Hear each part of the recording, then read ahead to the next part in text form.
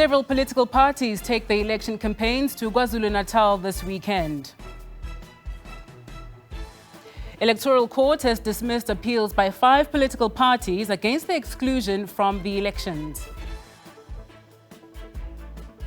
Water infrastructure expert eased concerns about the state of Johannesburg's water infrastructure, dispelling fears of an imminent collapse.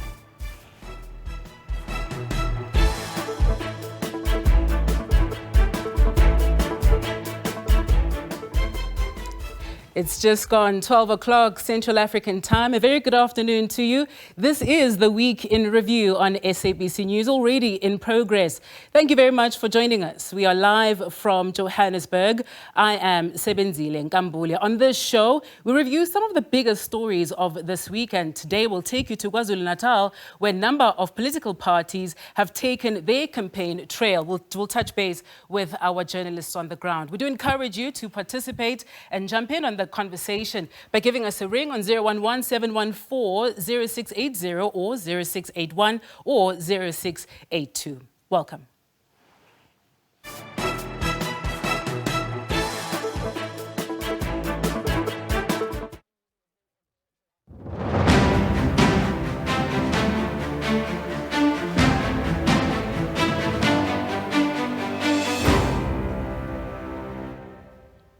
We start here this afternoon. The fight for the control of the second biggest voting province goes to the wires this weekend. Several political parties, including the ANC, the EFF, the IFP, the NFP, Action SA and the Patriotic Alliance, are all in KwaZulu-Natal for their election campaigning. SABC News reporter Samgele Masego is following the campaign and joins us live now. Samgele, a very good afternoon to you. It's a busy weekend. We saw the president in Ulundi yesterday, but that campaign trail continues. But it isn't only the ANC that's out in KwaZulu-Natal. It is a province that is hotly contested. What is the sentiment on the ground? How are the people of KwaZulu-Natal receiving these political parties?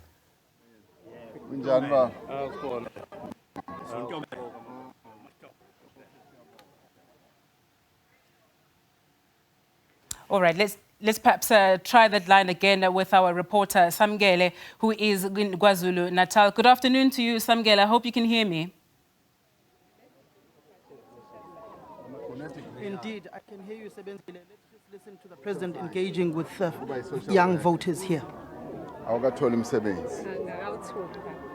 know ukuthi kunama-social worker asafuna umsebenzi, and sesithathe isinqumo sokuthi sizovulela ama-social worker qualified abe namathuba ngoba umningi umsebenzi ofana ukuthi wenziwe kumphakathi.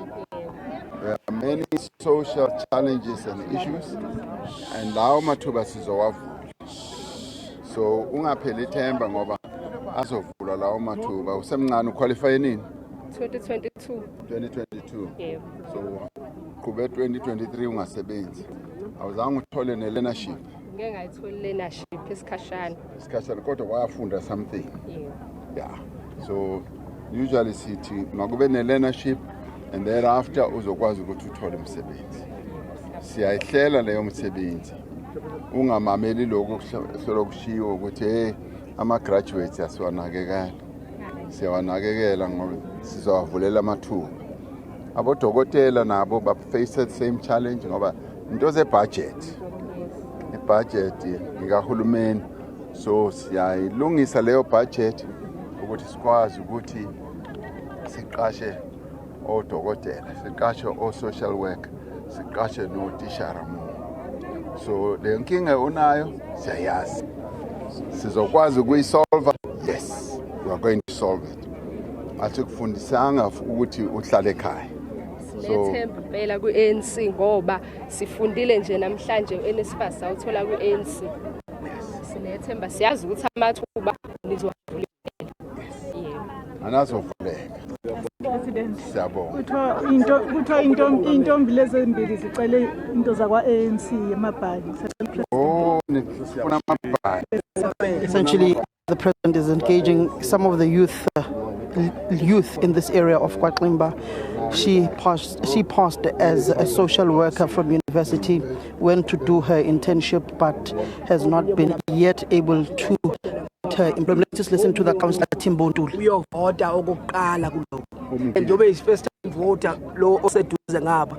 Uyovota okokuqala. Njobe uyovota okokuqala nje sifuna ukuthi mayefika lapha umongameli azi ukuthi iANC njobe simsizile usesitshelile ukuthi ujabule kabi ukuthi hamba uvotele iANC.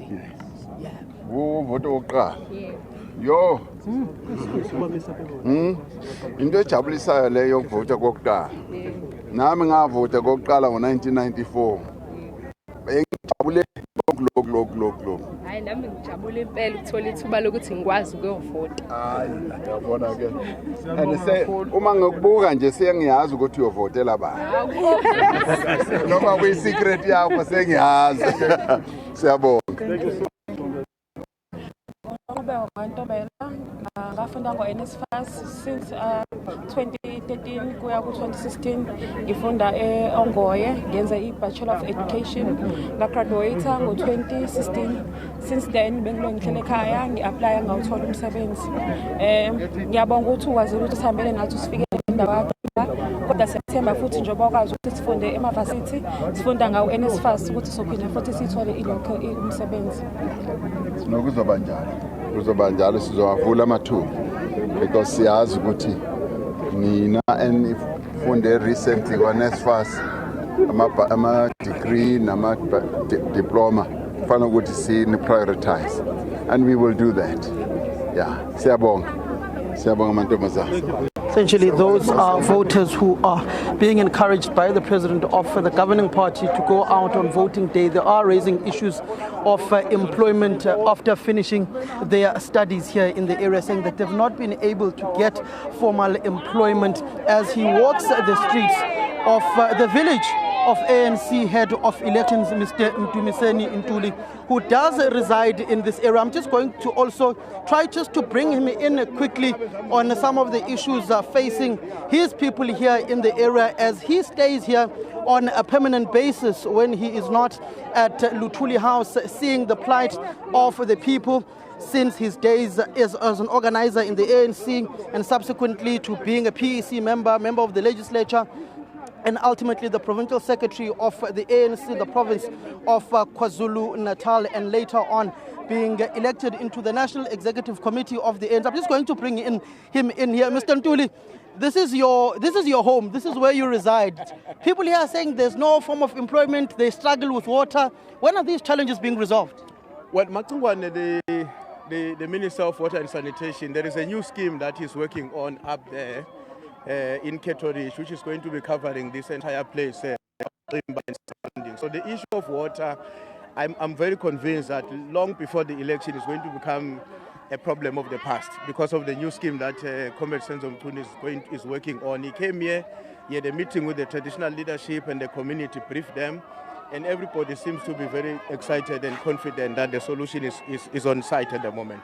Thank you very much. That is Mtumiseni Ntuli, who resides in this area, also an ANC national leader. As you can see, the president of the ANC walking the streets of KwaXimba. You'd remember that 2-3 months ago, the MK party of former President Jacob Zuma, who now leads that particular organization, had their rally here in this specific area, which is been dubbed the home of the African National Congress, knowing that Inkosi Mlaba, the late, was brutally murdered during those wars between the ANC and the Inkatha Freedom Party. Sebenzile.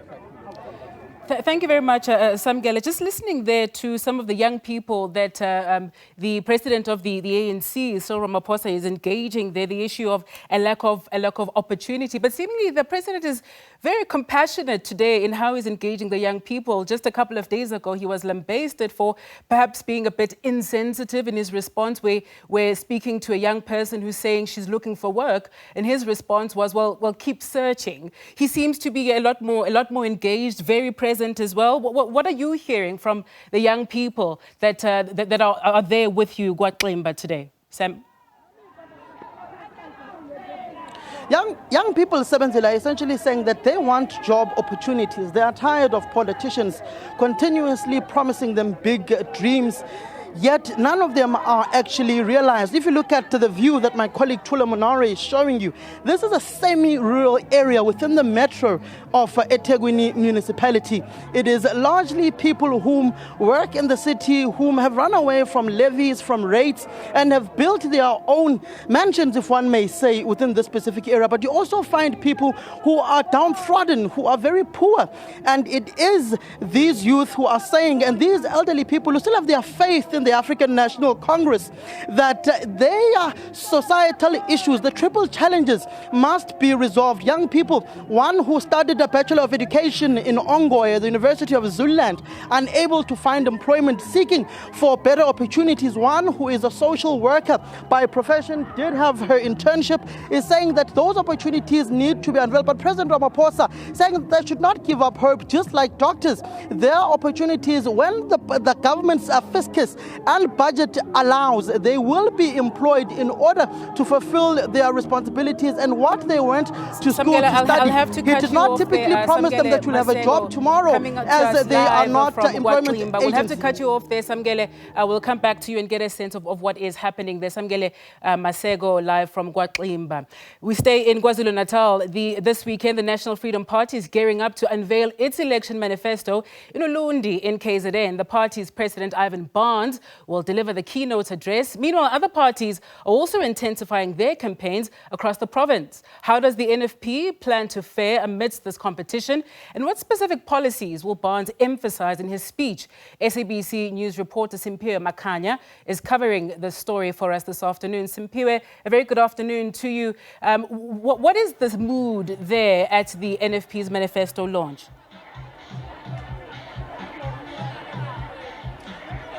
Good afternoon to you, rather, and good afternoon to the viewers as well at home. Well, certainly it's a very busy election weekend in the province of KwaZulu-Natal.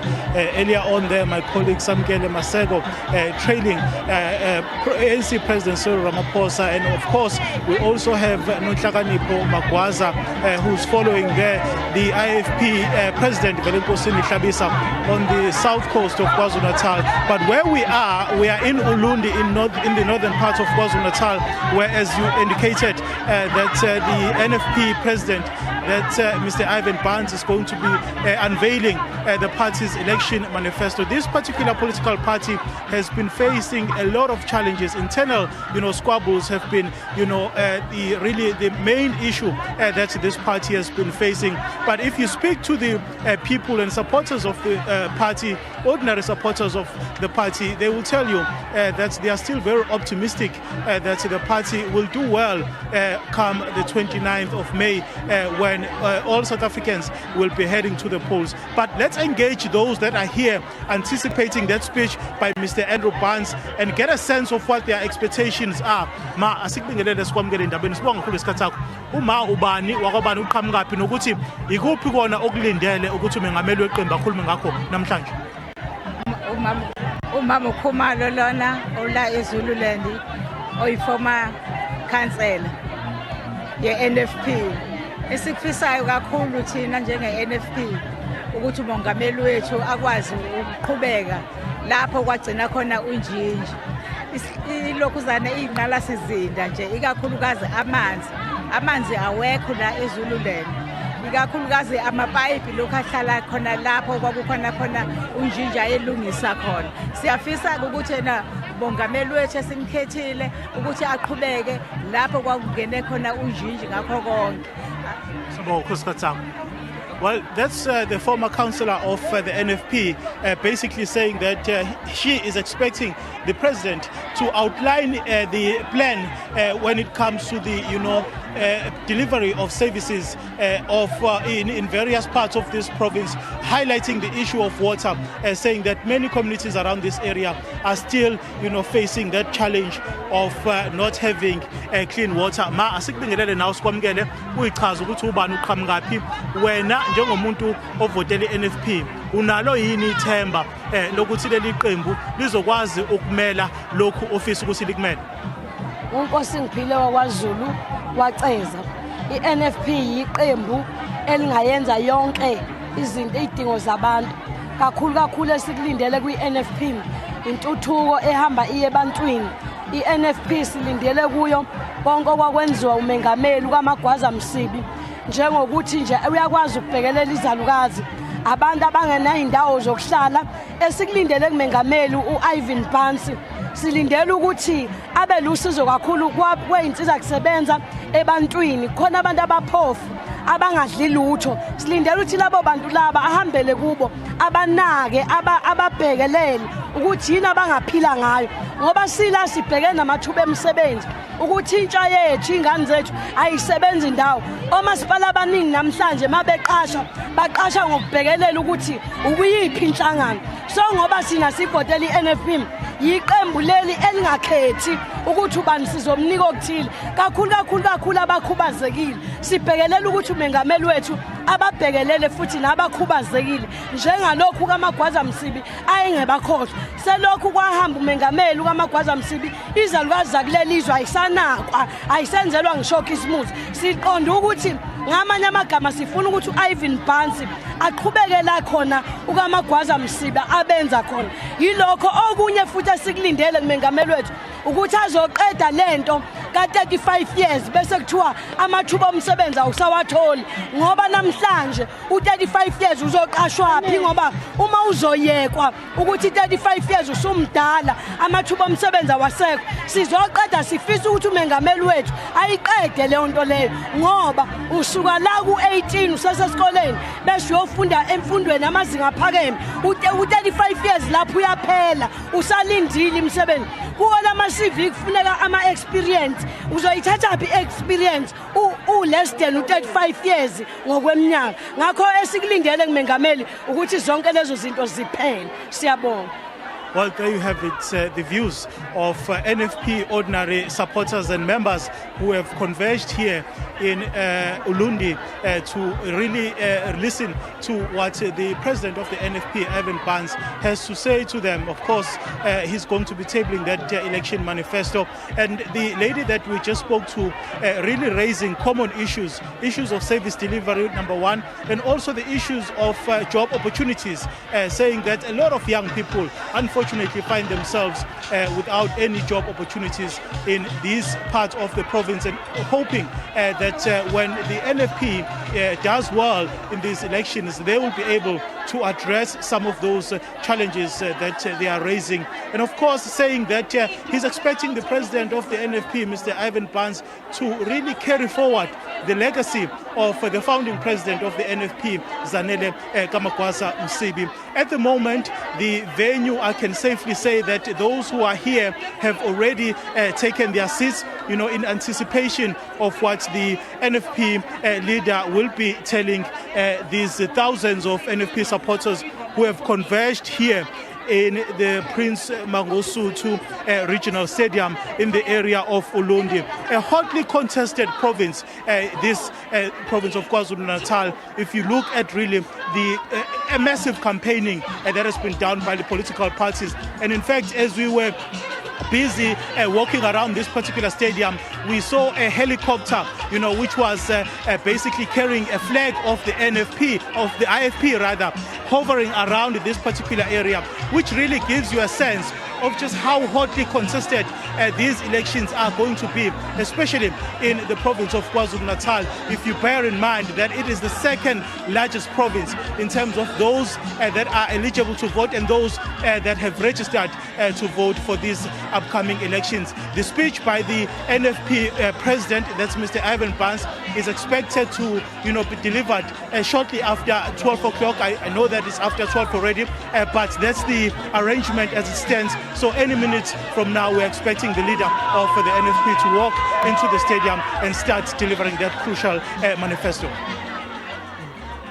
Simpiwe Makanya, SABC reporter, coming to us live from the National Freedom Party's manifesto launch. We're expecting it to start and get underway any time now. We'll cross back as soon as the leader of the NFP, Ivan Phansi, takes to the podium.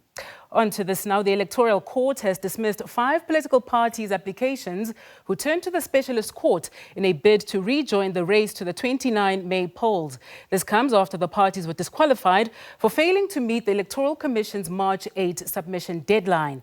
The parties are Operation Dudula, Arise South Africa, Cape Independence Party, Defenders of the People, and the Independent South African National Civic Organization recently faced off with the IEC over their exclusion just weeks really shy of the 29th of May polls. The IEC has since welcomed the development, stating that it has now cleared the path for the Commission to begin the task of printing the ballot papers for the upcoming national and provincial elections. In these elections, there will be 3 ballots. The national ballots will consist of a list of political parties vying for 200 out of 400 seats in the National Assembly. The regional ballots will be political parties as well as independent candidates vying for the remaining 200 seats in the National Assembly. Lastly, the provincial ballot, which is where parties and independents will compete for seats in the provincial legislatures.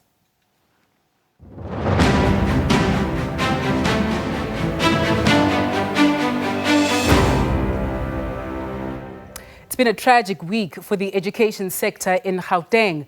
2 learners aged 13 and 16 drowned in the Henops River near Centurion, north of Pretoria, during a school excursion on Monday, while 41 children aged between 3 and 5 years old allegedly consumed rat poison, mistaking it for candy on Monday.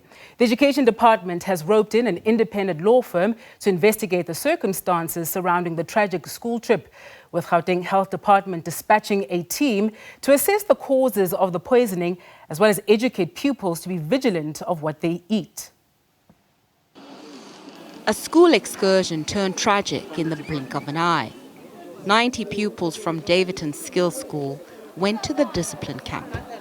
88 traumatized teens returned after witnessing the tragedy. It's alleged there were no teachers supervising the trip.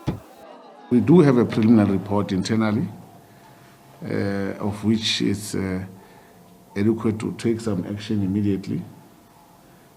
For instance, the first detail is that the trip was not sanctioned by anyone in the higher office from the district, because it was not communicated. So no one in the district knew that the kids have gone away.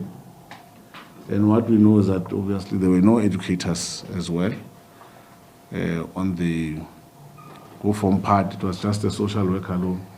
So those are some of that's the preliminary reporting that we have internally. The external reporting, obviously the law firm will give us the whole working as to what was happening throughout the whole trip. This is the second drowning incident this year. Grade 7 Queenswood pupil Latoya Templeton drowned at a school leadership camp on the 20th of January.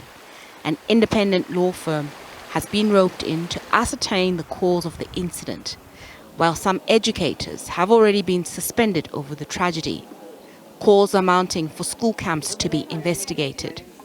We will be acting upon a couple of educators. There were no educators, the trip was not sanctioned, nobody knew that the kids are gone, and 90 kids, anything, it could have been worse.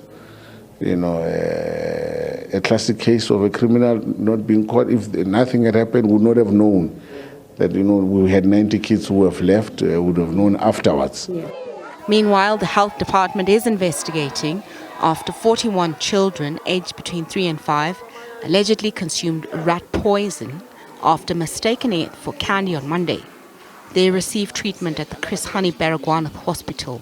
The department raised concerns about the alarming rise of food poisoning incidents, particularly affecting children in the province. We have established a food control in Naba, where all the stakeholders that are involved in food are part of that, and also including SAPS, NRCS, agriculture, and consumer protection. And we also have done awarenesses in the communities. The department says they will continue to provide necessary support and resources to the affected communities.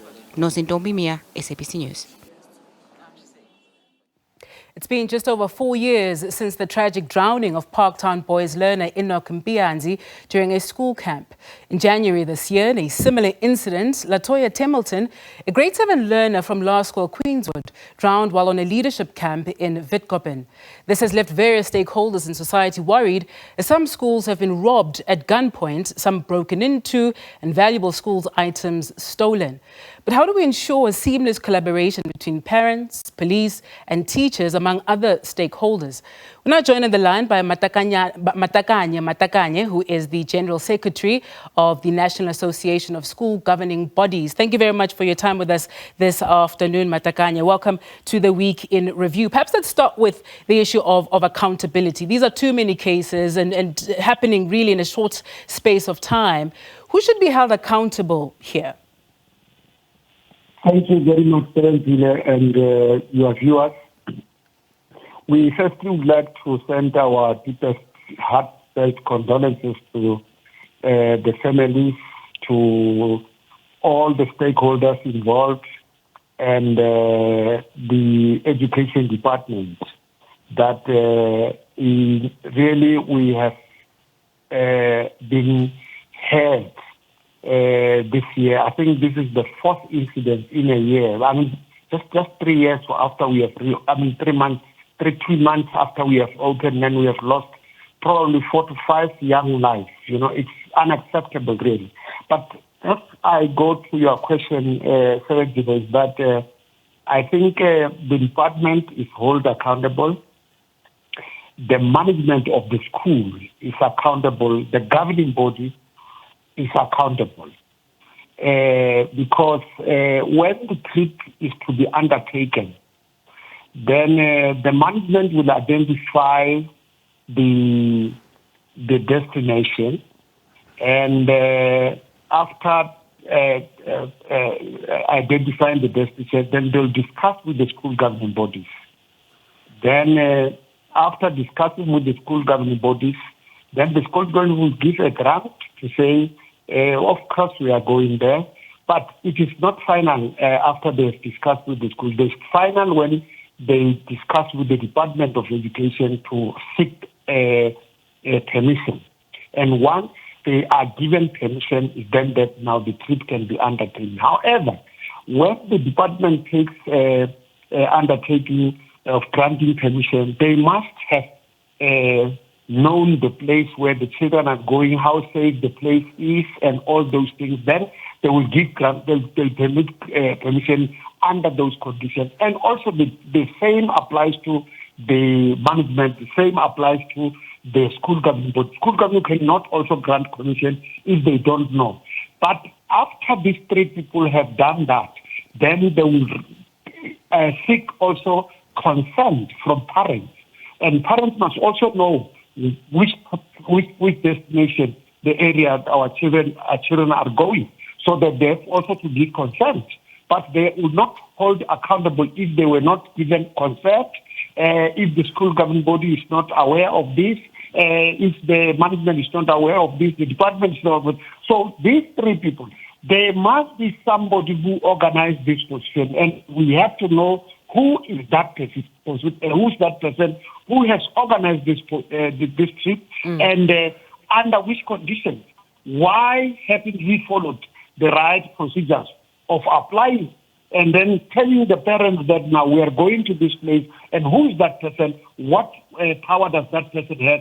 So it depends now on the NEC to ensure that that person is accounting to the society, is accounting to the department, is accounting to the South Africans, to accounting to the school, and accounting to the parents and the community where the children come from.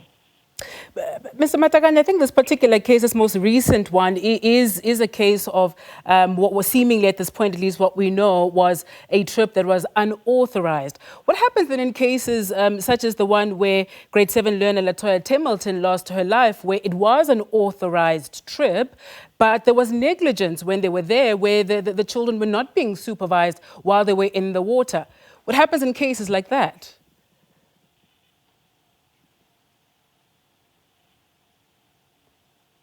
Take a trip. Then then the management, after the department has granted permission, then the management will have a plan to say, no, this number of teachers are to accompany the children, this number of parents will accompany this, and the place is this, the place is so how far is safe and how far is not safe and all those things. Then, but if those people who are accompanying and the area where they go, they sleep on the job, on the work, at work, then they are held accountable, those people. It really, I can imagine, really sounds like cold comfort for parents who've just lost children as a result of this. We have a few minutes left, Mr. Matakanye. You of course, lead an organization, the National Association of School Governing Bodies. This is where parents get involved in. At the risk of sounding as though we're saying parents are not involved enough, what more can parents do? How much more involved can they get regarding these issues? Should it just be a case of, well, we'll stop all the water activities to ensure that your children, whether they're on a trip for leadership or whatever else it might be, are not then, of course, at risk of drowning or any other injury as a result of water? What can parents do? What can school governing bodies do? We are saying school governing bodies must be strengthened. School governing body must be developed, fully developed. Do you hear me? Yes, you're still with us, Mr. Matakanye.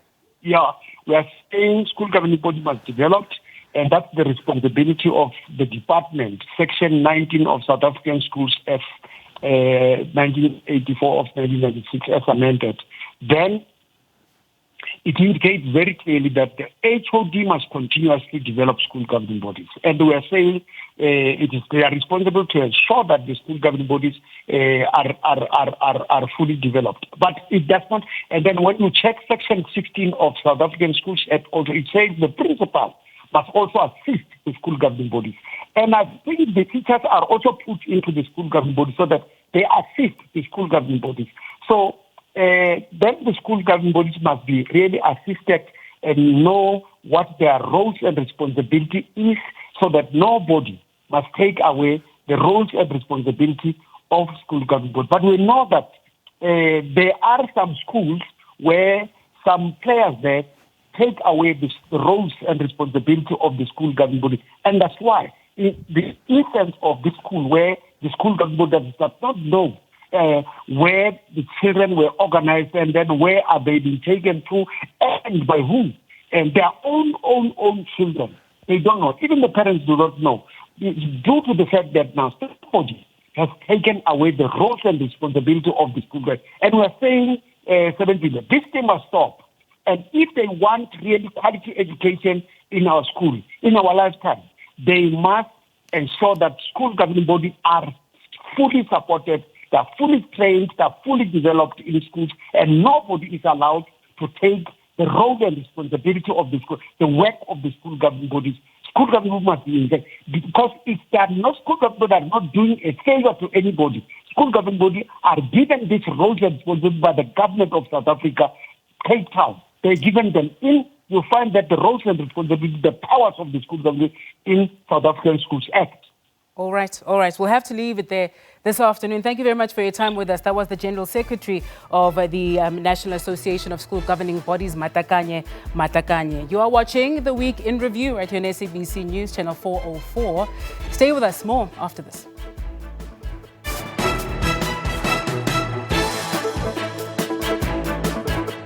Thank you for staying with us. On to this now.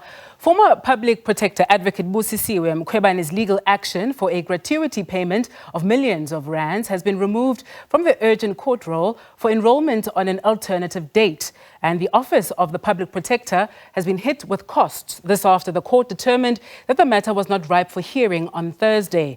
Mkhwebane approached the High Court in March, asking it to declare the conduct of the Office of the Public Protector and its head, Advocate Koleka Galega, unconstitutional and invalid in their refusal to pay her the gratuity. The virtual hearing into impeach former Public Protector Advocate Busisiwe Mkhwebane's efforts to grab a gratuity she argues is due to her kicked off with parties in the same place they left the matter, with no consensus on the way forward, leaving the court to make that determination. The present application is a matter of great importance to all parties concerned. It raises issues of a complex nature before this court. And then the outcome of these proceedings holds serious consequences for both the parties before the court. On the side of the respondents, if the relief is to be granted, it will have an impact on further matters that might be placed before this court in future of a similar nature. And on the side of the applicant, it will also hold consequences for the applicant if this relief is to be refused. It is against this backdrop that I hold the prima facie view that the dispute between the parties needs to be adjudicated and determined having regard to the totality of the evidence that needs to be placed before this court. Counsel on behalf of the former public protector submitted that there was no compliance from the respondent, the Office of the Public Protector, specifically with the time period set out in the notice of motion, with the furnishing of the record. I raised it with my learned friend because I wasn't sure if he was aware. I said, well, you can't give us an answering affidavit, you must give us the record. It was on that occasion that the record was promised to be given on Monday. Instead of being given a record, we were given something called an answering affidavit and a condonation notice. When the court sought an explanation from the respondent regarding the failure to comply, counsel cited an unreasonable timetable. The first question is, did the applicant formulate reasonable timeframes? Now, is it your case that it was not reasonable? Absolutely not. We examine that at paragraph 11. Following all submissions, the court concluded that the matter was not ripe for hearing and ordered that the application be removed from this week's urgent roll for enrollment on an alternative date to be determined by the Deputy Judge President upon being requested by the parties. The Office of the Public Protector was ordered to deliver the record and reasons behind the decision not to pay the gratuity before 19 April 2024. The Office of the Public Protector was also ordered to pay the costs on the attorney and client scale. Kani Mapanga, SABC News, Johannesburg. For more on this, we're now joined on the line by an advocate in the High Court in South Africa, Dr. Tsietsi Ramatsekisa. Thank you very much, Dr. Tsietsi, for your time with us this afternoon. So in her application, the former public protector pleaded poverty, arguing that she could hardly make ends meet given her drastic reduction in salary after she went from being the public protector and, of course, now being a member of parliament with the Economic Freedom Fighters. But in her answering affidavit, the current public protector, Galega, says that financial hardship or loss of income alone does not constitute sufficient grounds for urgent relief. And it was an established principle of law that exceptional circumstances must be demonstrated before urgent relief can be granted on the basis of financial hardship alone, and that Mkhwebane had in fact failed to do so. What are your thoughts on this particular point about the urgency of this issue? Yeah, it's a dicey situation because one, let's look at when was this application launched. Was it launched before she joined, a political party and became a member of the National Assembly, where she started earning, some money to survive? And secondly, let us look as to whether the application itself, does it meet the requirements of Rule 6 in terms of the Uniform Rules of Court. Remember, you have to show or demonstrate exceptional circumstances when you take a matter to court on an urgent basis, because what we are saying, you are saying everything that has to be followed in terms of procedure, it has to be short-circuited. You have to circumvent the rule in order to bring an urgent application. But it's upon the applicant to prove that indeed this matter is urgent. But looking at how this matter unfolded, I agree with the decision of the judge that this matter is not urgent. You remember this matter has been there for some time. This matter has been debated as to whether she has to be paid or not. When did she realize that indeed, she's experiencing financial hardships? But that does not take away the merits of the case that she's presenting to the court. Hence, the judge decided that no, this matter has to be decided on merits on another day that the parties will have agreed to, because dismissing a matter in terms of lack of agency, it doesn't mean that also that there is no merits. The public protector on social media platform X, formerly Twitter, celebrated the fact that the office of the public protector was then slapped with costs, and Mkhwebane really went to town celebrating that victory. So we'll put that aside for a moment and let's perhaps get to the heart of this issue, right? Help us understand the question of whether or not the former public protector is entitled to this gratuity. Is she entitled to being thanked by the office, by the state, by extension, for the job that she almost completed but didn't quite get to the end of her term? As we know, it tragically ended for her by being impeached. Is there a sense of undue entitlement that we're seeing here from the former public protector, Busisiwe Mkhwebane? You know, for me, I would say we must all remember that this thing is regulated. This issue is regulated because it is there in terms of the legal framework as to the issue of gratuity that she's supposed to get. But if you look at it and the interpretation, again, it also depends on the interpretation to say, remember, gratuity, it's what we are given to thank you for having serving good in that particular office. But in a case, she was impeached for general, I would say, incompetence. She did not do her work well. She was impeached a few months before she could vacate the office. But now, if you interpret these issues to say, when did the incompetency probably start? Maybe we can calculate to say that the other time when she was there, she was doing good. So, and it's very easy to calculate this. You can calculate it from the point where she started until the point where she vacated, she was impeached, or you can calculate it depending on the merits. You can calculate it from the point where you started to, where a complaint was lodged and so forth, or where the incompetence has been determined to have started or commenced. So it's a matter of interpretation, but by law, she's entitled to the gratuity. The only issue, it might be the issue of calculation. When do we start calculating to say she deserves to be thanked, to say you have served good? The other interpretation might be premised around the issue of saying, if you have been impeached, you left the office for not a good reason. So are you entitled to it or not? So I think it will depend on how the decision makers interpret, the legal framework that regulates the issue of gratuity in the office.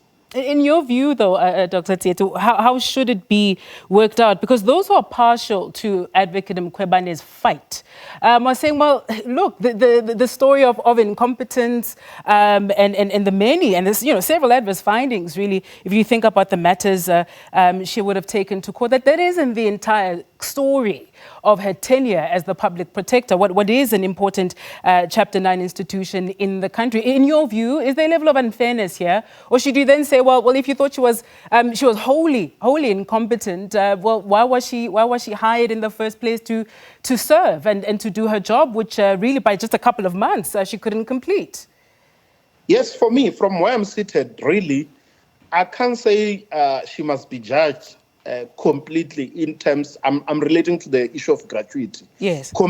Completely in terms of, the complaints which were lodged relating to her incompetency. I understand that she might have also had some matters that she has handled very well. So that should also be considered. She was there in the office, meaning, again, that the fact that she has been appointed, she was seen to be competent for that particular job.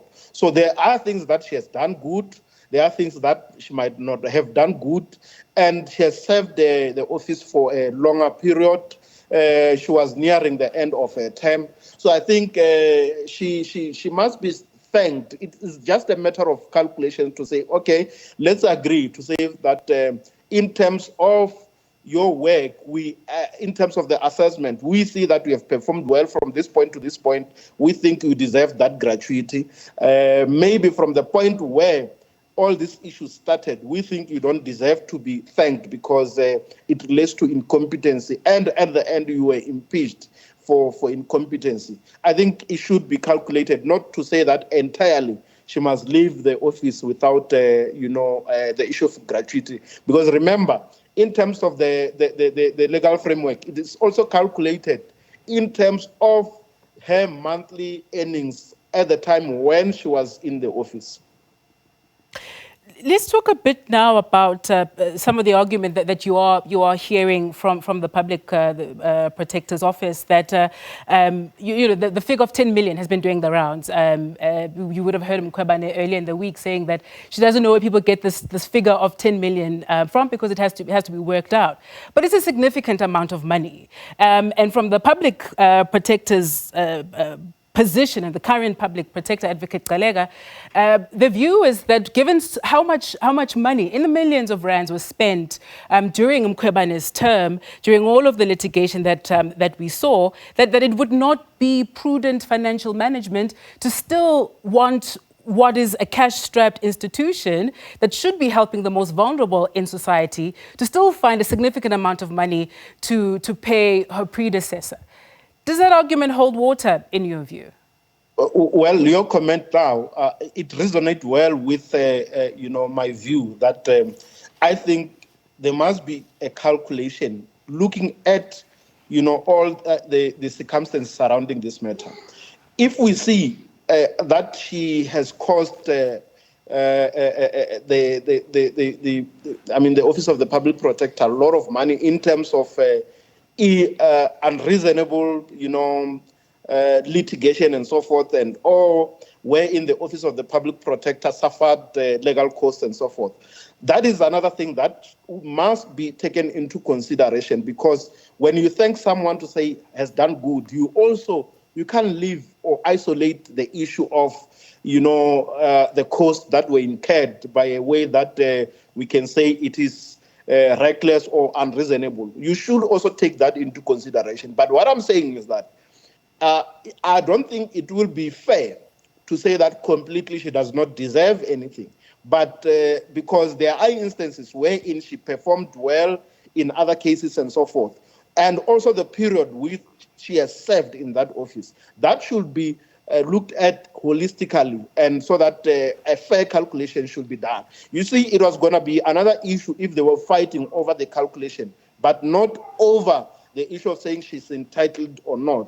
By the virtue of being in the office and the period that she has served, I believe that somewhere, somehow, she's entitled to that. But it can be a matter of calculation and interpretation.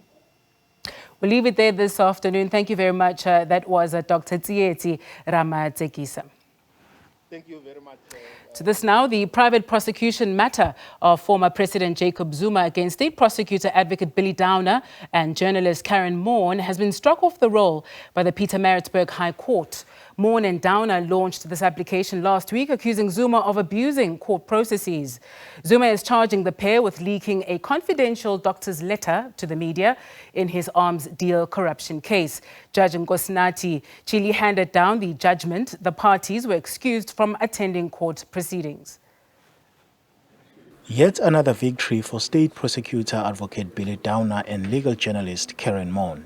The pair launched an application to have their private prosecution by Zuma removed from the roll. Zuma's legal counsel had requested that the matter be postponed until there is a final decision by the Constitutional Court on his leave to appeal. Judge Nkosinathi Chili says Zuma will not suffer any prejudice if the matter is removed from the roll. The private prosecution by Mr. Zuma of Mr. Downer and Ms. Morn is removed from the roll. Paragraph 2. Such removal is without prejudice to the rights of Mr. Zuma in terms of Section 11, subsection 1 of the Criminal Procedure Act 51 of 1977. Paragraph 3, Mr. Downer and Ms. Morn are directed to appear as accused persons in the private prosecution on the date to be determined in the event that the judgment and order of the full bench of this division per Justices Kruger, Hendricks and Masipa, dated 7 June 2023, in case numbers 12770/22P and 13062/22P are finally set aside. Zuma, Downer and Mon were excused from attending proceedings. Umkhonto weSizwe Party supporters and members held a mini rally outside the High Court. Party leaders said they accept the ruling. We are so hopeful that these two accused will be prosecuted accordingly by our President Jacob Zuma, and all the comrades that are present here are here to support President Jacob Zuma for him to get proper justice and justice to be served equally to each and every citizen of the land. The decision by the Apex Court on whether to grant Zuma his leave or not will determine the fate of Downer and Mon on their private prosecution. Simpiwe Makanya, SABC News, Purama Respect. To this now, the planned Mahikeng shutdown has failed to draw enough support from locals to bring the town to a standstill. But learning was interrupted in some schools. Those who planned the shutdown are complaining about crime, unemployment, poor service delivery, and the tender system, among other issues. Police and other law enforcement officers were monitoring all intersections in the northwest capital. Police visibility was heightened around Mahikeng, with the army also deployed. But many ignored the shutdown and went about their business as usual. A few residents who were planning to continue with the march were dispersed by police in Situmo Park village. The organizer of the march, David Angoma, has dismissed assertions that the shutdown has failed. The action is successful because, remember now, the government have sent police and soldiers. So the thing it's successful. You cannot say the thing didn't go well. It gone well because the only problem that we are having is when they were starting shooting us, because we don't know whether it was live ammunition or rubber bullets, because others they were hitting them in the air, and this one they were forcing, they were shooting at us. So we don't know the one that went in the air was a live ammunition and just pretending by using a rubber bullet. Those who supported the shutdown say they are concerned about the state of Mahikeng. I'd like to advise the youth to fight for their future because Mahikeng is dirty and our roads are also bad. As we speak, Mahikeng is a desert. Drive around Mahikeng and see how it looks. The same Mahikeng that used to be beautiful. Meanwhile, learning was interrupted in some schools as many learners did not pitch while others were reportedly sent back home. Many learners didn't come to school. The teachers have also sent us back and made us sign attendance registers and told us that we can't go into the school because they thought the shutdown was going ahead. The teacher's mood is very low because many children did not come to school. In that case, they could not teach and lessons also suffered, as well as the school feeding scheme, which was also affected because the food was cooked, but at the end, only a few learners ate, and the remaining food has to be thrown away, which becomes a waste. Police say no one has been arrested at this stage. Tabiso Moss, SABC News, Mahikeng. Right, do stay with us. Week in Review continues after this.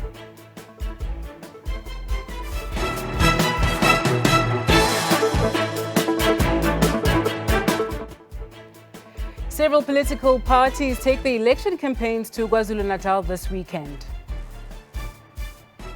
The Electoral Court has dismissed appeals by 5 political parties against their exclusion from the elections. Water infrastructure expert eases concerns about the state of Johannesburg's water infrastructure, dispelling fears of an imminent collapse.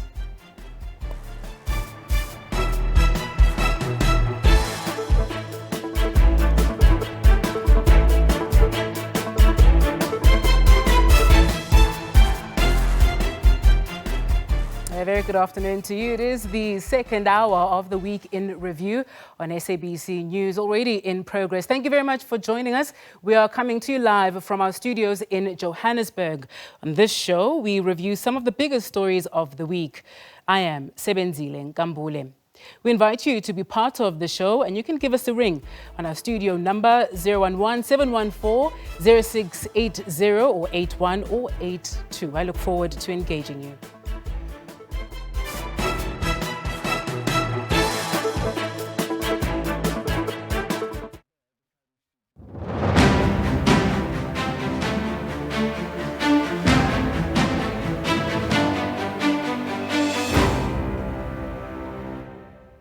We start here. The Electoral Court has dismissed 5 political parties' applications who turned to the Specialist Court in a bid to rejoin the race to the 29th of May polls. This comes after the parties were disqualified for failing to meet the Electoral Commission's March 8 submission deadline. The parties are Operation Dudula, Arise South Africa, Cape Independence Party, Defenders of the People, and the Independent South African National Civic Organization, who recently faced off with the IEC over their exclusion just weeks shy of the polls. The IEC has since welcomed this development, stating that it has now cleared the path for the Commission to begin the task of printing the ballot papers for the upcoming national and provincial elections. There will be 3 ballots. The national ballot will consist of a list of political parties vying for 200 out of the 400 seats in the National Assembly. The regional ballot will be political parties and independent candidates vying for the remaining 200 seats in the National Assembly. And lastly, the provincial ballot, which is where parties and independents will compete for seats in the provincial legislatures. The leader of the IFP, Velenkosini Hlabisa, is taking the party's election campaign to Mzumbe, located on the south coast of KwaZulu-Natal. For more on this, we cross live to SABC News reporter Nonhlakanipho Magwaza. Nonhlakanipho, a very good afternoon to you. Thank you for joining us. Give us a sense of the activities that are planned for the day today. Good afternoon, Sebenzile, and to the viewers at home. Yes, we are here at Mzumbe on the KZN South Coast, where people are still trickling in at the tent where we are at the sports ground, where the president, the IFP president, Mr. Velenkosini Hlabisa, who has just arrived, is inside the tent, just waiting for the program to start. We did have the honor to speak to a couple of community members here in the area, and that we did manage to stop some of them from going in to listen to what the president is going to say. We'll just hear from them what are their challenges and if they are expecting to hear anything from the president or whether or not they are eager to vote on the 29th of May. Maunjani, welcome to the show. Mhlawumbe usiphe nje amagama akhe phelele nokuthi mhlambe wena uzokwenzani la. Igama lami nguForing wakaHadebe ka-Ward 2 ngaphansi kwenkosi uHlubi. Into esiyizelela sizosupporta iqembu lenkatha. Sizosupporta iqembu lenkatha sigqugquzela ukuthi wonke umuntu makavotele inkatha ukuze abone uguquko emphakathini. Mhlambe mama wasusitshele nje inselelo enibhekene nazo emphakathini ukuthi iziphi inselelo ezikhona la emphakathini eMzumbe. Inselelo eziningi kakhulu lana, intsha yangakithi ayisebenzi, amathuba emisebenzi awekho, iqembu eliphethe manje liqashana lodwa, abanye bangaqashi. So besifuna iqembu elizothanda bonke abantu, wonke umphakathi liqashe wonke umuntu umaqashi. Okwesibili, imigaqo yasemakhaya, imigaqo engenayo asinayo, imigaqo yonakala asilungiselwa yona. Iy'ngane zethu asinayo indawo yokudlalela, ama-ground avandalizeka. Akaze kuze kube khona ukuthi alungiswe, since akhiwa yi-IFP akaphindanga alungiswe. Ngiyabonga mawe nabuti. Usifiso ngokadlamini mina ngingaphasi kwenkosi yasemabheleni, isigodi engiqhamuka kusona ngiqhamuka ngaphansi kwesigodi sakwaNcazolo. Sizosupporta eground emabheleni i-IFP. Ngicela ukuthi bonke abantu bavuleka. Mhlawumbe mewase nje usiphe nje inselele enibhekene nazo emphakathini nokuthi ngomhla 29 ngiwa okhethweni nimisele yini njengomphakathi wala eMzumbe ukuthi nizoyovota. Sizimisele kakhulu ukuyovotela i-IFP Sicela bonke abantu bavotele i-IFP ukuze sibone isithole indlela eyaphambili ngoba iqembu elisiphethe cha lisilimaze kakhulu. Asinamgaqo ngala umgaqo ufile kaNcazolo size sa decide ukuzakhela thina umgaqo wakaNcazolo.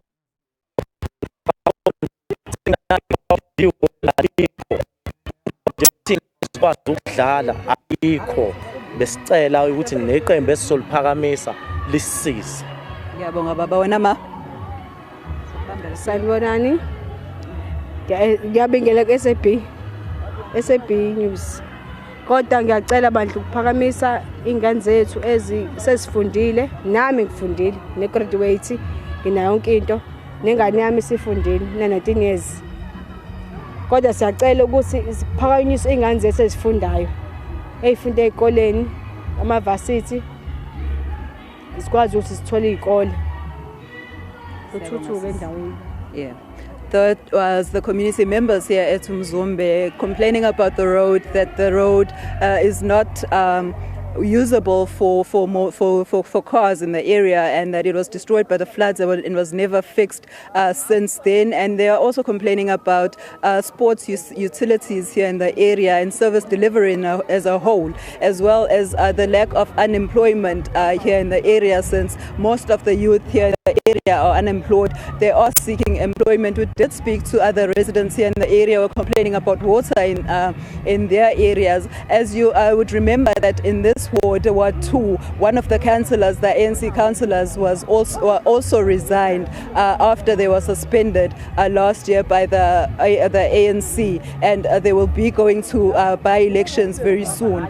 6 of those councillors also resigned and joined the MK party here in this area, Umzumbe area, and they will be going to by-elections. One by-election will be held very soon for one of the councillors. The others will be held in June this year. Back to you in studio.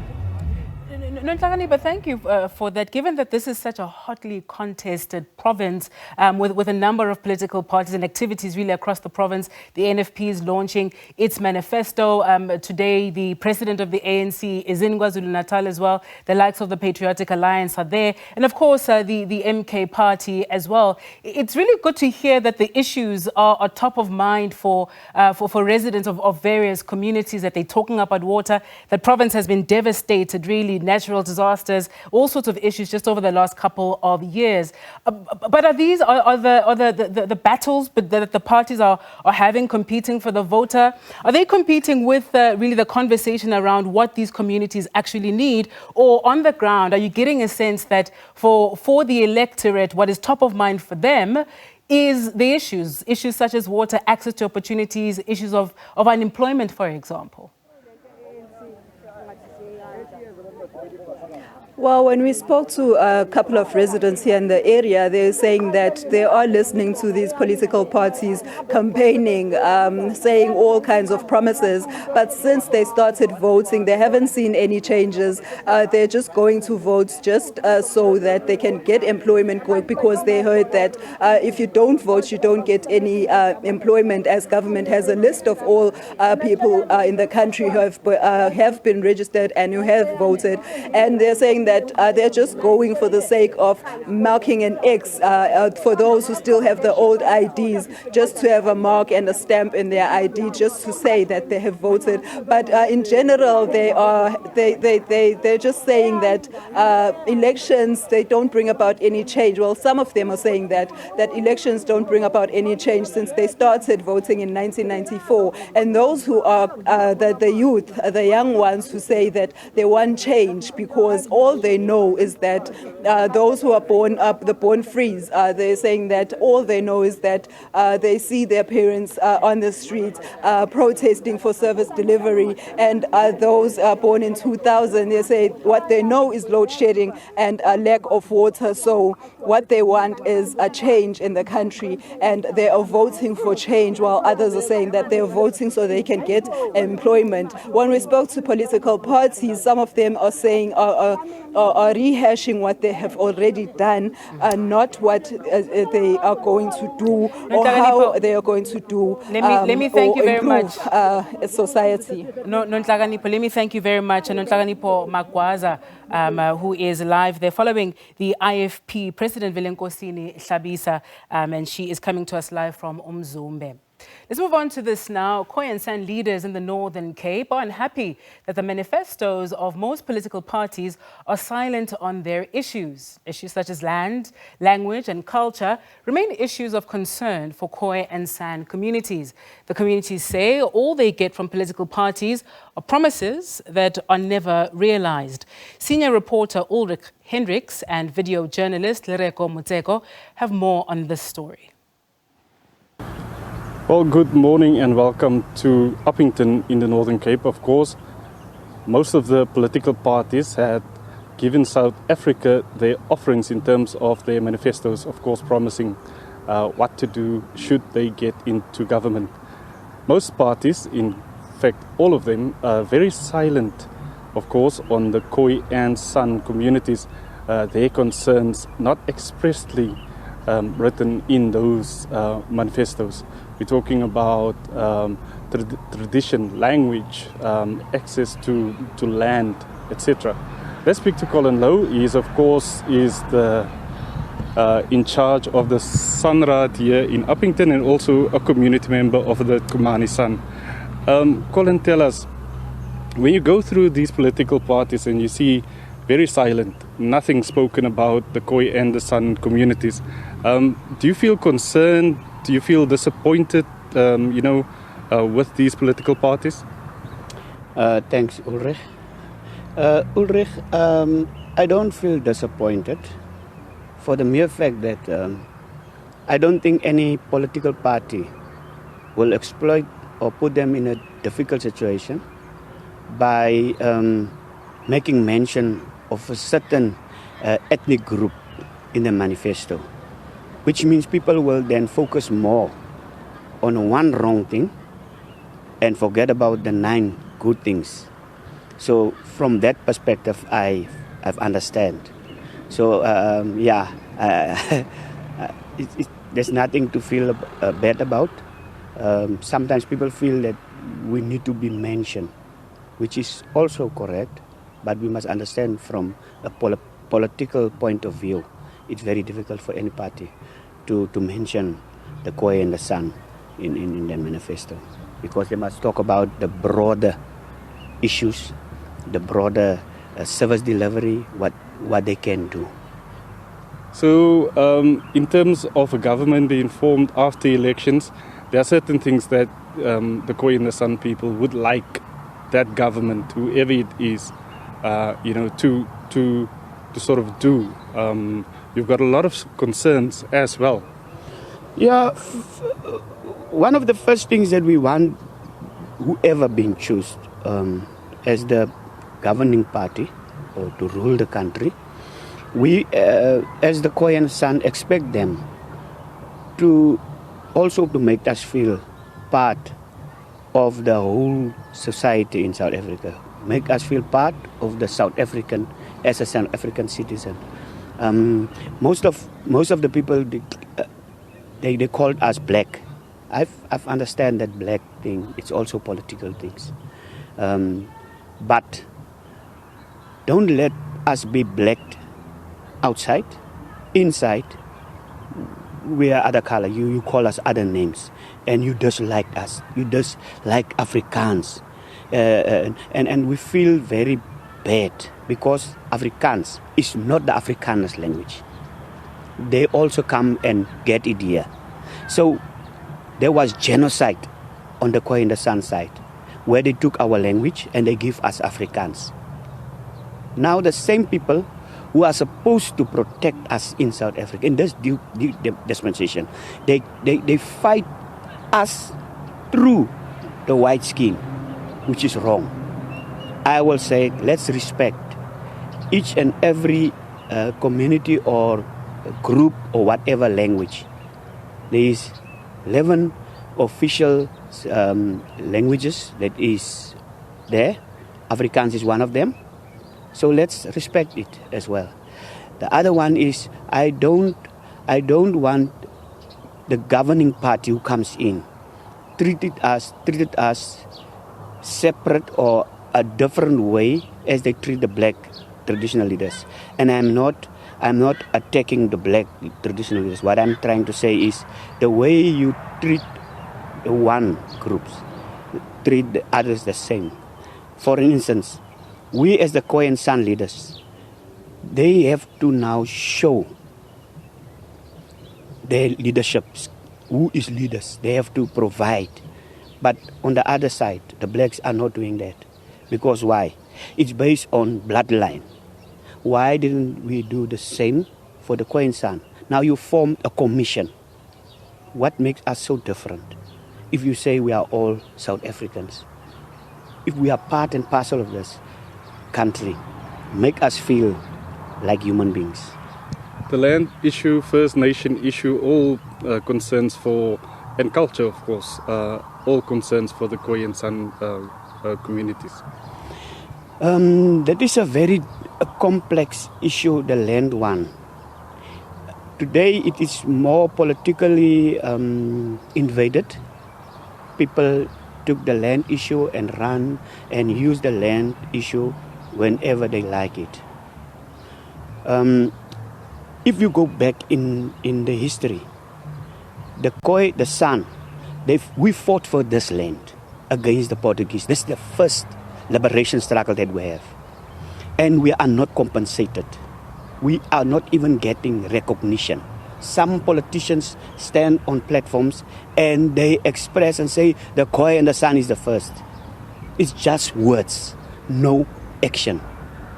So we are getting angry, man, when it comes to land. Now each and every Jack and Jill claiming land except for the first inhabitants of this country. We don't want to feel and say we are the first. The history is very clear on that. Why didn't you say, let's say, because a lot of people, liberation fighters, those who have fight and died for this country, their families are being compensated for what they did.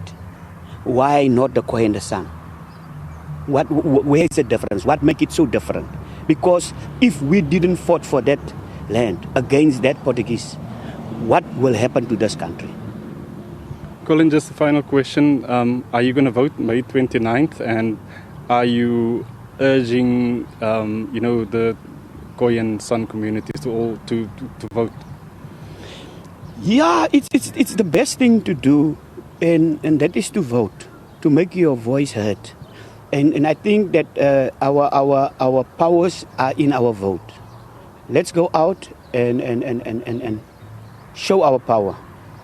I know that people have different views and things, but what I'm saying is I know even the Khoi and the San people, they will go out and vote. But I want to say to the governing party, whoever takes over, remember us. Don't remember us, but call us to the table. Don't mix our stuff with other groups. We are a unique group. Thank you very much, Colin Lowe, the chairman of the San Council. Of course, also a member of the Komani San, who is mostly located in the Kalahari, about 200 kilometers from here. Of course, talking about elections that they want to be treated equally as other indigenous tribes within South Africa, and they're hoping that whoever the new political organization who is going to win the election and forms a government after May 29 will be able to basically call them and sit down with them and to also look at the issues that they, of course, are grappling with. To this now, the IEC has welcomed the Electoral Court's ruling to reject appeals by 5 political parties contesting the exclusion from the upcoming elections.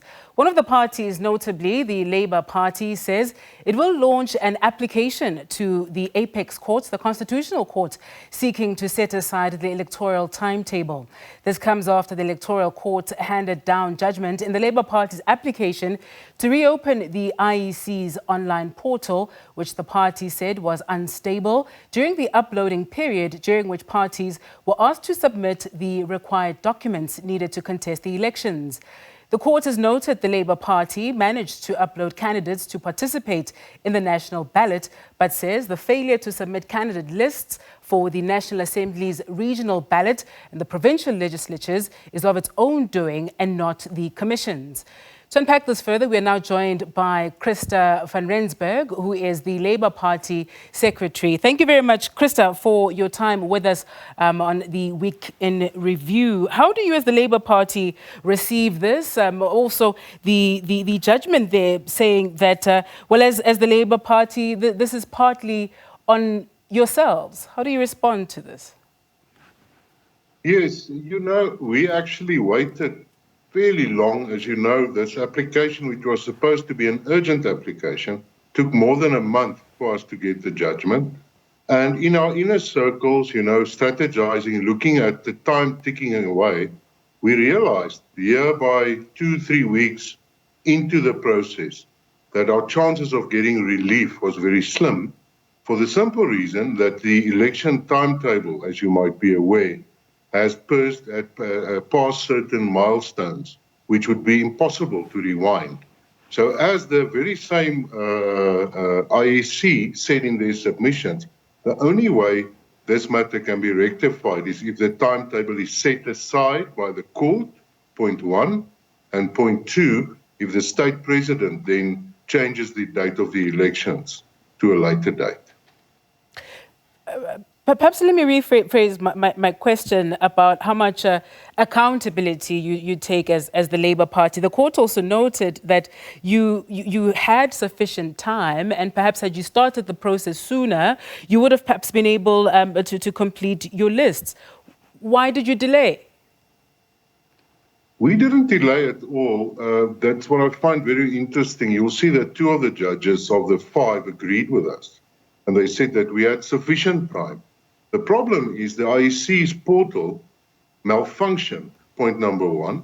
Point number 2, it's untested. Remember, in June 2024, these amendments came into place that we need to submit these massive amounts of documents. You must really get your head around it. I don't know if you've read the court papers, but it's a massive amount of admin that the IEC has passed to new political parties. Luckily, we have some infrastructure and we could afford to book out a conference venue.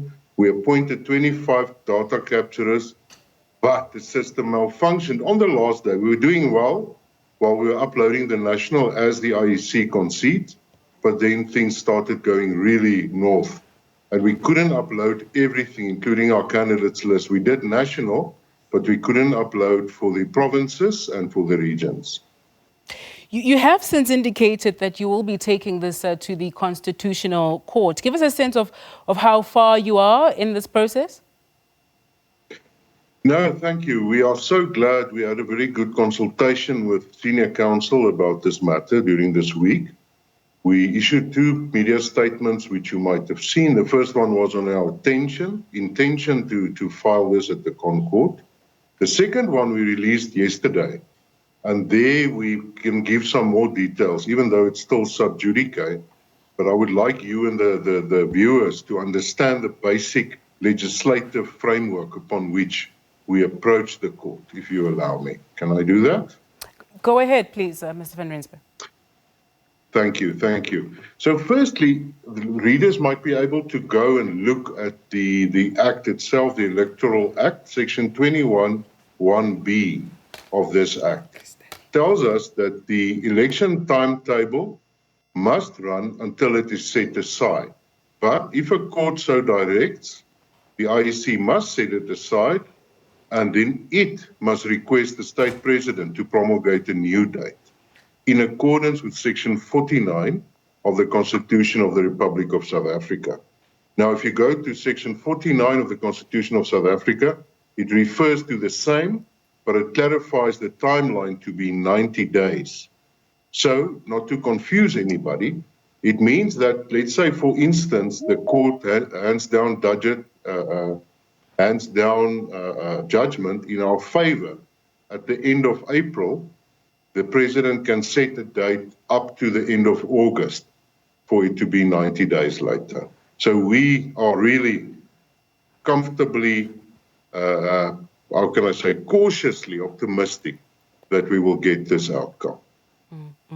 Let's talk a bit broadly, Mr. van Rensburg, about whether or not you feel, and of course, because you are an aggrieved party on this front, you want to, of course, exhaust all options that you have available to you to get this matter resolved. But there's also the issue, and to quote one IEC commissioner, Dr. Nomsa Masugu, who said the train has left the station, and we're far along, just under 40 days to the elections itself. The printing of ballot papers and so on is about to start, considering the process in its entirety, and also just when one reflects on how heavily litigated this process is, given all of the matters seen in different courts as well ahead of these elections. Can we afford a delay of these elections? If say, for example, for argument's sake, you were in fact to be successful, what is your thinking as you locate your own grievance as an individual party to the broader issue of elections and how big this particular general election is for South Africa? Yes. You know, I want to answer with two answers. The first one is I'm glad the Honourable Judge used the example of a train. Let me go a bit more 21st century and use the example of a plane. Now, you would know and I would know, I think you also fly a lot, and many of our viewers do, that if you are late for your flight, you are not reimbursed. It's your fault. It's your mistake. But in this case, what happened here is the gate, let me say gate in inverted commas, malfunctioned. So it means that you were on time. Let's say you were there 2 hours, 3 hours prior.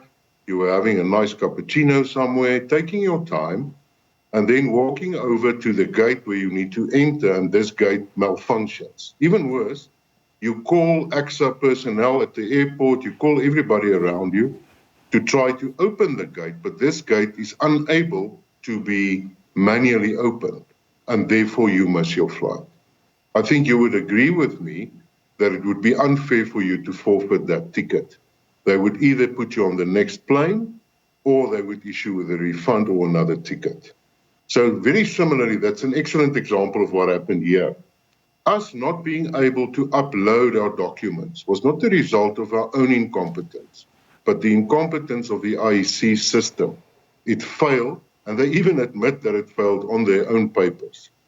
Secondly, the second part of my question, of my answer, is you speak of prejudice. The legal term is prejudice. So I hear you saying, isn't this delay going to cause prejudice to the citizens of South Africa? Now, my and our argument is the prejudice faced by the citizens of South Africa, if they are robbed of the opportunity to vote for the parties they choose and their right to freedom of association, by far outweighs the prejudice faced if the elections are postponed. Let's be honest, all of us.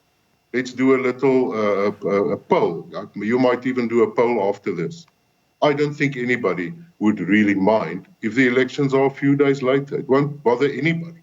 It might bother the IEC, yes, but it won't bother the voting public.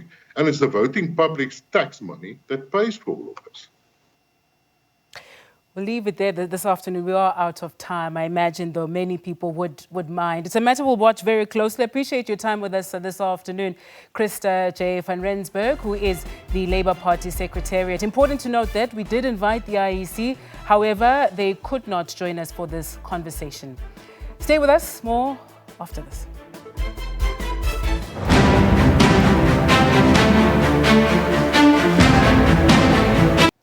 Thank you very much for staying with us right here on the Week in Review. The final white paper on citizenship and immigration and the refugee protection towards a comprehensive overhaul of the migration system in South Africa has been approved by the Cabinet and published in a government gazette. The Minister of Home Affairs says this is after the public comment process was completed in January. The purpose of the white paper is for the government to introduce a single legislation with multiple chapters of the Citizenship Act, Immigration Act, as well as the Refugee Act.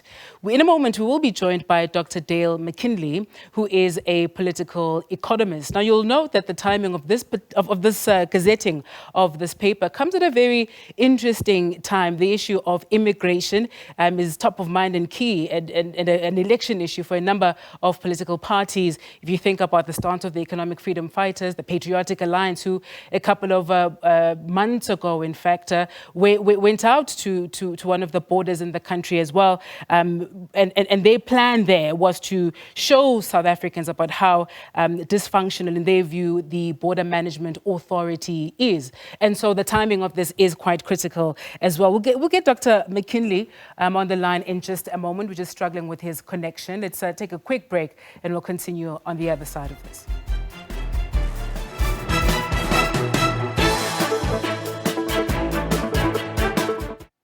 All right, thank you for staying with us. We'll come back to that story. We're still just sorting out the gremlins in the system. Let's move on to this now.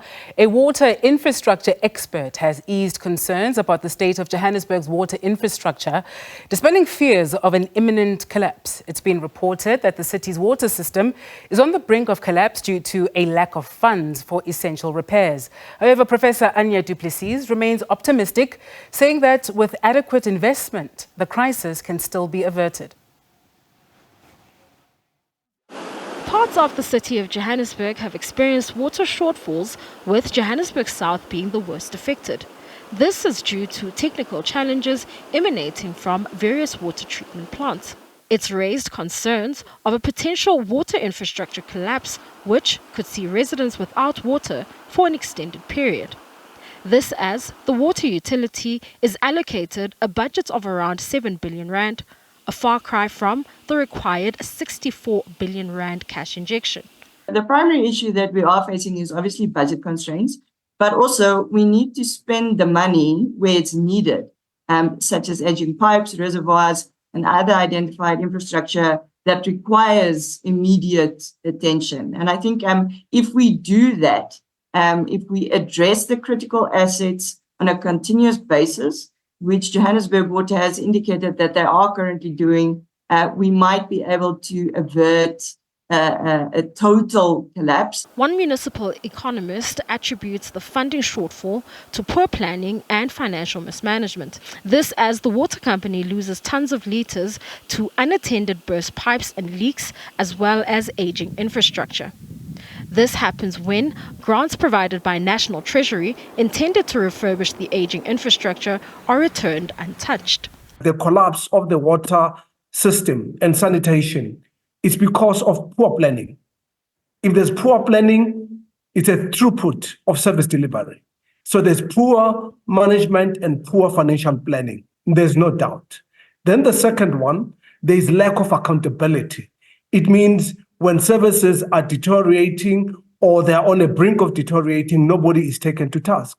The South African economy could be the hardest hit should the water challenges in the country's economic hub be left unresolved. This as the whole of Gauteng could be without water if Phase 2 of the Lesotho Highlands water project is not completed. Balentle Mthethwa, SABC News, Johannesburg. Let's go back to the story now. The final white paper on citizenship, immigration and refugee protection towards a comprehensive overhaul of the migration system in South Africa has been approved by the Cabinet and published in a government gazette. The Minister of Home Affairs says this is after the public comment process was completed in January. The purpose of the white paper is for the government to introduce a single legislation with multiple chapters of the Citizenship Act, Immigration Act and Refugees Act. We're now joined on the line by Dr. Dale McKinley, who is a political economist. Dr. McKinley, hope the line holds now. Thank you very much for your time with us this afternoon. Let's talk about the timing of the gazetting of this paper. The issue of immigration is indeed an important one, with some, of course, political parties highlighting the issue of a dysfunctional border management and dysfunctional immigration system. Let's talk about timing and also what exactly is going on with these two issues, the immigration system, but also broader border management. Yeah, so I think, it's quite clear that the timing is around the elections. I mean, there have been a build-up over the last year in particular, particularly from DHA, the Department of Home Affairs, and the government, the release of the ANC paper, then the first white paper, and now gazetting this paper as well and this policy. So I think it's about the clamor that we've seen, this xenophobic clamor from not just within the ruling party, but also within quite a number of opposition parties and others, where migrants are seen as scapegoats. And this is consistent with an international phenomenon that is taking place in the United States and Europe, where migrants are seen as creating economic problems, putting burdens on the social systems, not having, basically contributing to crime and so forth and so on. So I think that discourse and that feeling has become quite central, and one can indicate that that's been a push behind this. Now, in terms of the actual content of this white paper and the issue of immigration, we've known for a long time that our immigration system is in crisis, that there needs to be some changes. I think that the big debate and the big question and the submissions, the many submissions that were made on this white paper show that, which is, where does the fault lie? What do we need to really change? And that's where the argument is. And there are those that basically say, as the DHA says, let's change the legislation, let's get out of the UN refugee conventions, let's crack down, let's basically make it much more difficult for migrants to get in. And this is, I think, what is responding to this sort of populist kind of xenophobic feeling. Then there are others that say the problem fundamentally is within the immigration system itself. There's corruption, there's mismanagement. If we clean that up, we can therefore make immigration and asylum seeking and refugees and so forth much more efficient, much more legal. You would basically take away the illegality prospect as well. So I think that's where the fundamental debate lies. Dr. McKinley, I think within the political rhetoric, if you will, a lot of issues just get muddled into one, and perhaps let's try in this conversation to try and distill what some of these issues are. You use the term xenophobic clamor, I think is what you said, but when you kind of think about some of the problematic statements and comments that you often hear from people in the country, it's directed to a particular group of migrants, and often it's African migrants, nobody's calling for Europeans, for example, to leave, or Americans to leave. It's a very particular group of migrants. We then often throw in the skills issue into the discussion as well, and then you also touched on the documentation issue, the visas and the visa system. So a lot of it, the essence of it gets lost. And perhaps let's try and distill what some of these issues are. And perhaps to ask whether you think the white paper in its current form does that adequately, right? So does it distill the issues adequately? And does it highlight some of the concerns that people have raised about skills and the fact that you have people coming in who aren't necessarily meeting any particular skills shortage?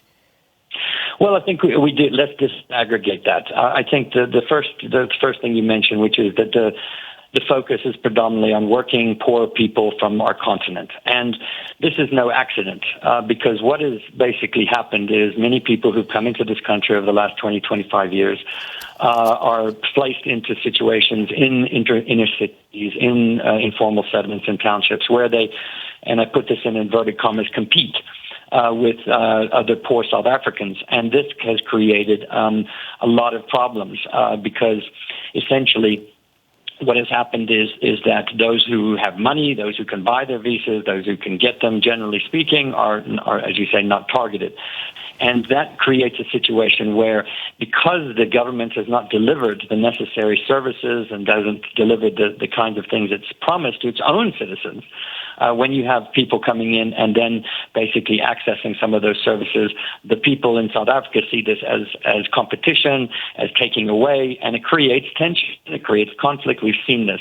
So that there's a structural and political reasoning to that situation. The DHA and the white paper really doesn't fundamentally deal with it. What's the answer in the DHA paper, in the white immigration paper? It's basically the same as our response to crime, which is get more border people, let's close the borders, let's make it much more difficult for people to come in, let's change the legislation. You're not really dealing with the fundamental issues here, which is that if we are going to be an inclusive country, if we are going to be a country which it welcomes other people based who have had political persecution or asylum seekers, then let's do it properly. Let's have the place put that in place. Let's not do corruption where people have to buy their permits, where they have to basically plead and so forth. So it's a combination of things here which are not addressed in the white paper. Then in relation to the actual documentation, the white paper also then says, for example, the refugee reception offices and all of the DHA services must be put at points of entry. So this is one of the recommendations. Now, the problem with that is that all those points of entry themselves are under-resourced and understaffed and fairly corrupt themselves. So you're going to have a situation, for example, at Byte Bridge and other places, which doesn't address the fundamental problem of people coming in illegally who are desperate. Precisely because if you don't address the capacity issues, the corruption issues, you can change things around, you can change legislation, but your fundamental problem is going to continue to exist. So that's why the white paper has some decent aspects to it, but fundamentally it doesn't address where the crisis really lies. Mm-hmm. Let's talk a bit about the iteration around de-linking refugee status and permanent residency, and who should be considered to be in the indefinite need of protection as they are fleeing conflict or persecution. Are you satisfied with it? And a number of countries really that are facing, experiencing conflict. The safety of women and children. There are also the issue of economic migrants as well, where if there isn't the opportunity to get a job or to secure your livelihood, it is a reason for you to flee and seek it elsewhere. Are you satisfied with it? Well, look, I mean, that's the nature of our world today. And the irony, of course, here is that while we decry and our government decries the actions of right-wing European governments and the United States, they ape those same things here within our own continent. What drives migration is political persecution and economic desperation, where there's conflict and where there is economic crisis. And we know that from our neighbor in Zimbabwe and what that has done to the Zimbabwean people.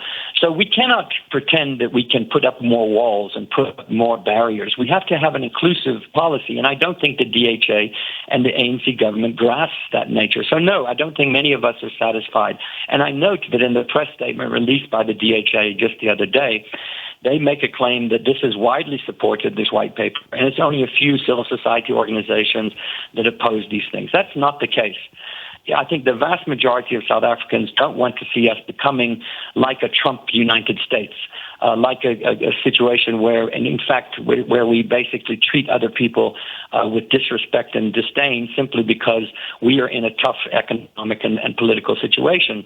So the question for South Africans is, do they want in the short term to have short-term solutions that are going to really deal with issues, or do they want longer-term answers in the context of us being part of a continent in which we have to jointly deal with these economic and political crises? We've got peacekeeping troops in the DRC at the moment. We've got troops in Mozambique. So we can't de-link the realities of these conflicts from our own immigration policy, and the DHA white paper fails to understand that.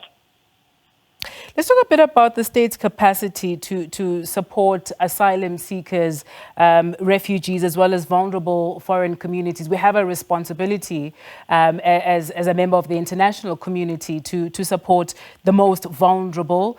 But are we able to do so? Do we have the capacity to do it at the scale at which it is required currently? No, I don't think we do have the capacity at the moment because we have run down a lot of our public services, and our departments and the Department of Home Affairs, by its own admission, is in a pretty much a state of crisis itself. I mean, the minister himself has admitted that there's deep-seated corruption and deep-seated problems of management within his own department. So we have to deal with this. And it's not just the DHA. It's across a lot of government, different departments. Our citizens are feeling this in water. You just mentioned this in a previous story. They're feeling it in basic services, in crime and security issues. So I think when we look at the immigration, we can't separate it out from a larger crisis within government, which is about capacity, putting people in and cleaning things up. Let's, for example, take digitization, which, if you know, many of the immigrants and refugees and others who have the documents, it's always a problem of documentation and verification of those documents.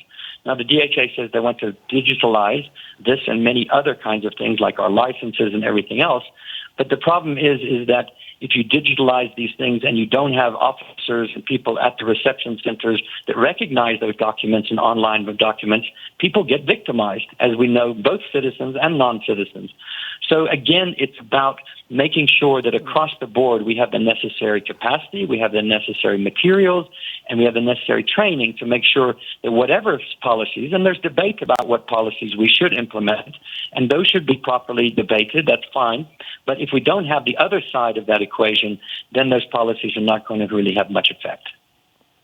We'll have to leave it there this afternoon. Thank you very much. That was Dr. Dale McKinley, who is a political economist. To this now, good news for consumers as the rate of consumer inflation slows in March. Stats SA data shows the annual consumer price inflation was 5.3% in March, down from 5.6% in February. The main contributors to the 5.3% annual inflation rate were housing and utilities, food, transport, and miscellaneous goods and services. Consumer inflation has been sticky, remaining closer to the upper end of the Reserve Bank's target bracket. Food inflation edged slightly lower to 4.9%, but prices of goods in the sugar, sweets and dessert category remain elevated, as well as prices in the milk, eggs and cheese category. The price of petrol increased by R1.21 per litre in March, while diesel went up by R1.18 per litre.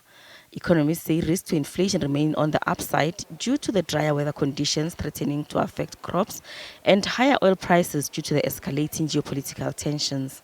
Inflation has trended in a range between 5% and 6% since September 2023. The monthly change in the CPI was 0.8% in March, lower than the 1% increase in February.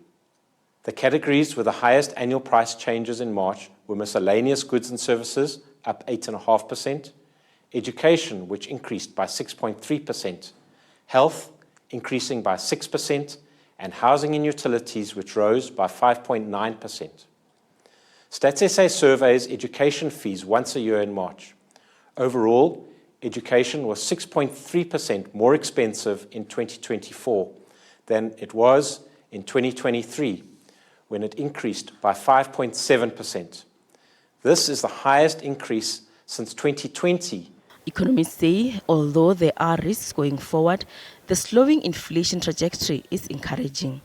Going into the month of April, we could see inflation, remaining around that 5.3% level. However, monthly pressure there should slow, especially with your periodical surveys that are conducted by Stats SA in terms of weight starting to fall. What we also hope for is that food inflation will continue to slow as well towards the middle of the year and support slower headline inflation. Fuel inflation, unfortunately, should continue to apply upward pressure. We did see another increase in petrol prices in the month of April.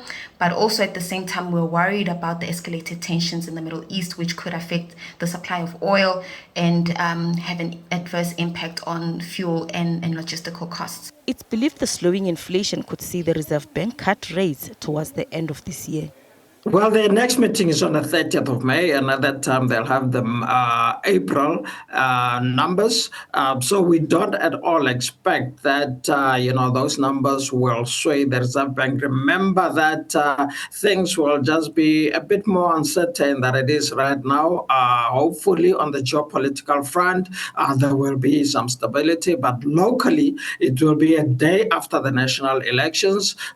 The outcome will not be known at that time. time, the rand could be under pressure at that time, and the current definitely, hits us on imported prices, particularly those of fuel. Meanwhile, most SA data shows retail trade sales decreased by 0.8% in February compared to the same time last year, easing from a deeper February contraction of 2%. The largest negative contributor to the decrease was retailers in textiles, clothing, footwear and leather goods. The negativity is indicative of the high cost of living, putting pressure on household finances. Gloria Sefakomosi, SABC News, Johannesburg. 300 post office workers have been retrenched in Limpopo. The retrenchment is part of the Section 189 process implemented in the post office across the country. Over 4,000 workers are set to be retrenched nationwide. The retrenchment has mainly affected drivers, tellers and postmen. Unemployed 37-year-old Walter Piedi, he's one of the 300 workers retrenched by the post office. Having worked 13 years for the post office, he is yet to receive the retrenchment package. He is unhappy about the retrenchment processes. He is also struggling to maintain his family. This retrenchment affected us very tremendously, my dear. Looking at things, I believe that these people have contributed so much to our local funeral services providers, because many of us are going to die with heart attack. Many of us are going to die with stress. Many of us, we are going to kill ourselves because some of us, we don't have anywhere to go. Eddie says they feel disgusted by the government. I overhear that there are some negotiations that they are busy talking to him, talking to the government through him, but nevertheless, we don't see any change. We are only remain with few days up until the end of our term to serve this notice. Meanwhile, Workers' Federation COSATU has called on the government to stop with the retrenchment.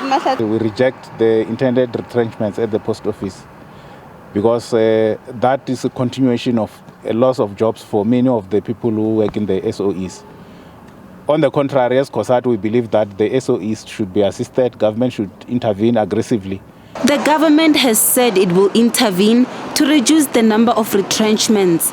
The post office has given workers until the end of April as their last day in the office. Batsiba Mabua, SABC News in Polokwane. And that's how we wrap the week in review today. Thank you very much for watching. Until next time, I am Sebenzile Nkambule. Take care.